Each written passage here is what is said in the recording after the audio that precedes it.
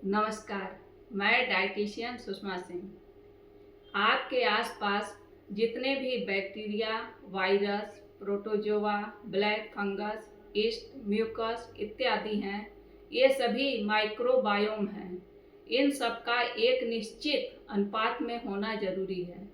इंसान 100 trillion cells का बना है और प्रत्येक सेल्स पूर्ण है जीने के लिए। इसमें 90 ट्रिलियन सेल्स माइक्रोबायोम हैं और सिर्फ 10 ट्रिलियन ह्यूमन सेल्स हैं।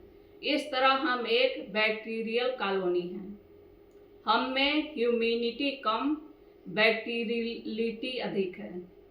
जब हम जन्म लेते हैं तो हमारे पूरे शरीर पर एक तरल पदार्थ लगा होता है जिसमें अनेकों माइक्रोबायोम होते हैं जो हमें इस वातावरण से सुरक्षा प्रदान करते हैं। हम 23,000 जीन लेकर पैदा होते हैं और हमें 2 मिलियन जीन मिल जाते हैं।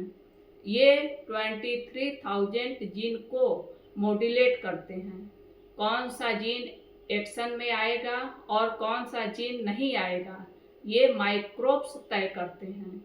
यदि जीन में डिफेक्ट है तो उसे जेनेटिक डिफेक्ट कहते हैं।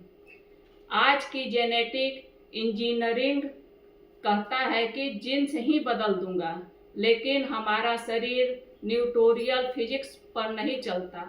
इसलिए जितने एक्सपेरिमेंट हुए हैं वे उतने सक्सेस नहीं हुए हैं और यदि आगे सक्सेस हो तो इसे हम कह नहीं सकते। लेकिन हमारे पास एक सरल तरीका भी है। यदि हमारे जीन्स में डिफेक्ट आ भी जाए तो ये जीन्स में हो भी तो हम अपने शरीर का माइक्रोब्स ठीक कर लें तो ये माइक्रोब्स उनको आने नहीं देंगे। इसको एक बीज को लेके हम समझते हैं। उसके अंदर एक बीज के अंदर पूरा ब्लूप्रिंट होता है पूरा एक पेड़ बनने के लिए। यदि उस बीज को आप किसी रेत में गाड़ देते हैं तो वो बीज खराब हो जाएगा। यदि आप उस बीज को उर्वरक भूमि में गाड़ देते हैं तो वो एक पूरा पेड़ बन जाएगा।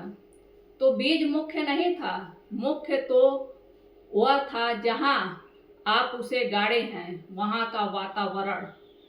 यही बाह्य वातावरण माइक्रोब से देते हैं और यही माइक्रोबायोम निश्चित करते हैं। माइक्रो मतलब सूक्ष्म, बायोम मतलब जीवित। ये सब माइक्रोब्स डिसाइड करता है। इसलिए ये बैक्टीरिया ना हो तो हम ना हो और हम एंटीबॉडी खाने से पहले एक बार भी सोचते नहीं हैं। इसलिए अब प्रीबायोटिक और प्रोबायोटिक आ गया है। यदि आपको भूख लगा है और आपका मन पिज्जा, बर्गर, आइसक्रीम इत्यादि खाने को हो रहा है तो वे आपका मन नहीं कर रहा है, बल्कि वे आपके बैड बैक्टीरिया का मन हो रहा है।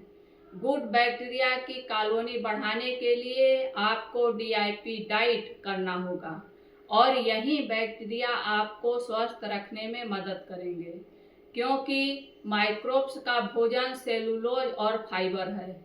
जब हम भोजन को गर्म कर देते हैं तो उसमें से सेलुलोज और फाइबर समाप्त हो जाते हैं।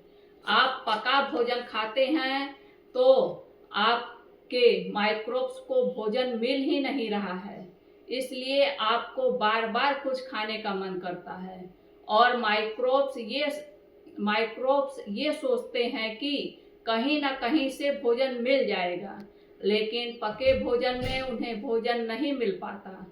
DIP डाइट से आप पूर्ण स्वस्थ हो सकते हैं, आपका जीवन बदल सकता है, क्योंकि DIP डाइट में 50% राह होता है जिसमें सेलुलोज और फाइबर होता है जो माइक्रोब्स का भोजन है।